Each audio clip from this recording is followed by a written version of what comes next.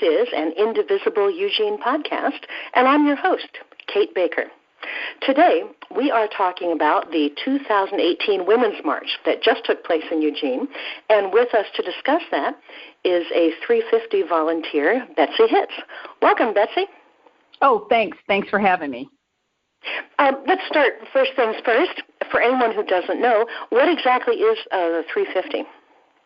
Well, 350.org is an international group that was founded in 2008 by Bill McKibben, who is the author of a great many books about global warming. So he and a group of his university friends formed 350.org with the goal of building a global climate movement. And today there are over 188 countries that have chapters. I was looking for the exact number of chapters, but quite honestly, it's probably hard for them to keep track of that because they're popping up all the time.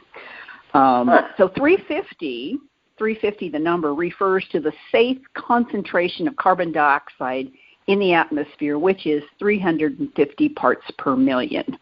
And just for some reference, we're at about 410.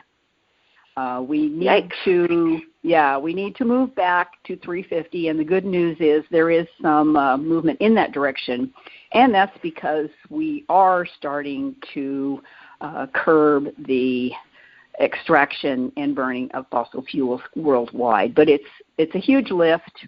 We need to keep 80% of the known fossil fuel reserves in the ground, and I was looking on the 350.org website last night, and I found this reference to a Swedish climate scientist, and I like the way she boils down the facts about our situation. Some of you have probably seen this in a poster form. She says, it is warming. It is us. We are sure it is bad. We can fix it. So that's 5 things. And I would add at the end, we need to act quickly. So that's what 350.org is about. And given that, I can certainly see why your organization participated in the march today.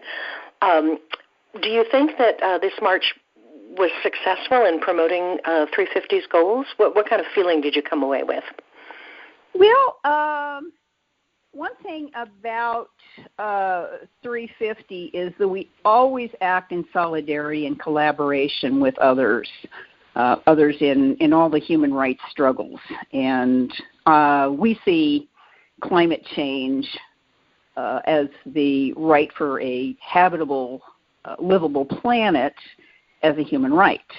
We know that we're stronger when we join together, and that mass mobilizations make change. So when I think about the Women's March, I think the common denominator for everyone there, I assume this is the case, is human rights. The common denominator of the Women's March is human rights. Women's rights are human rights. Fill in all kinds of blanks. Rights are human rights. And the right to a stable climate, to a livable planet, is a human right. I found here's another quote that I pulled. I wanted to get out there. Climate change is a defining human rights issue at the intersection of environmental justice, racial justice, consumption and greed, and natural resource protection. So that kind of the long-winded way of talking about that. Now, as far as the march and promoting 350's goals, we were there, from my way of thinking about it, we were there to demonstrate support for everyone, for one another, to show up in solidarity and collaboration again in these troubled times. And we're always extending the invitation to those who are moved to take action against climate change. Come check us out. So we come out there with our big, bold artivism artworks, and usually it draws attention. And we're kind of proud of our art. We feel that art inspires people, that it accesses a different part of the brain rather than the part that might be accessed when you just listen to something like us talking right now, or when you read something in print. If you see images that, hits on the part of your brain that starts thinking about allegory and metaphor and things like that. Sure. Well, speaking of inspiring things, I know that you had a little bit different vantage point because you were one of the guides for the march rather than just marching in it. Did you see anything today that struck you as inspiring?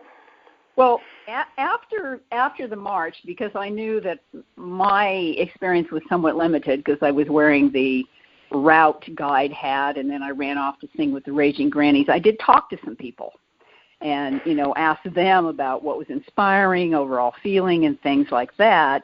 And my good friend with 350 was part of the group of people that was raising and lowering and flapping we have a big parachute that's got swimming salmon on it. And as part of this, so there's like 20 people that are raising and lowering this huge full-size parachute. And in the parachute rolling around was an inflatable earth ball. So they're doing this. Oh, great. As they walked along, evidently a lot of children started running in and running around underneath. And my friend said it was, again, getting back to this whole metaphor thing, it was like minnows swimming in the ocean. Ooh. And so it kind of like gives the impression, which is my impression, that this is such an intergenerational event, and that's very inspiring for me. Yeah, I can certainly see where it would be. Now, assuming there's another march next January, do you think you'd join it again? Oh, sure. Yeah, we're always up. We're always up for getting out there and being part of marches and big rallies. Wonderful. Well, all right. Betzi, thank you so much for taking time to talk to us. And just before we say goodbye, if people are looking for more information on 350.org, where should they go?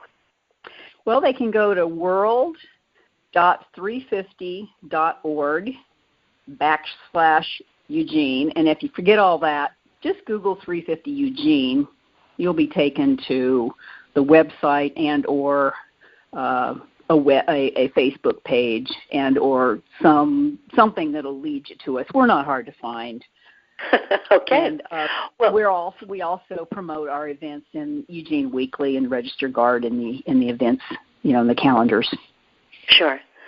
Well, all right. Thank you again, Betzi. We really appreciate your time. Hey, you're welcome, Kate. Thanks. This has been an Indivisible Eugene podcast.